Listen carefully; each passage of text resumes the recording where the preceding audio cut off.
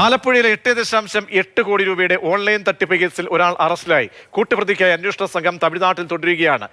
ഉന്നത വിദ്യാഭ്യാസമുള്ള പ്രതികൾ സ്ഥിരം തട്ടിപ്പുകാരാണ്. ഓഹരി വിപണിയുടെ പേരിലായിരുന്നു തട്ടിപ്പ്. മേഖലയിൽ വലിയ പാരമ്പര്യമുള്ള കോർപ്പറേറ്റ് കമ്പനിയുടെ പേരിനോട് സാമ്യമുള്ള സ്ഥാപനത്തിന്റെ പ്രതിനിധി നേരിട്ട് വീട്ടിലെത്തി കാര്യങ്ങൾ വിശദീകരിച്ചു.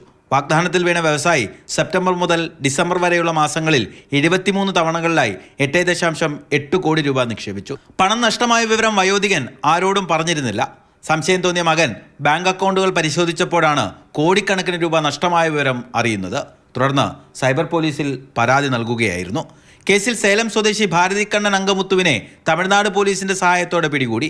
ഇയാളുടെയും സുഹൃത്ത് ശബരി ശേഖറിന്റെയും ജോയിന്റ് അക്കൗണ്ടിലേക്കാണ് 35 ലക്ഷം രൂപ ഹരിപ്പാട് സ്വദേശി നിക്ഷേപിച്ചത്. ഭാരതിയും ശബരീഷും എഞ്ചിനീയറിംഗ് ബിരുദം നേടിയവരാണ്. പഠനശേഷം ഓൺലൈൻ തട്ടിപ്പിലേക്ക് തിരിയുകയായിരുന്നു.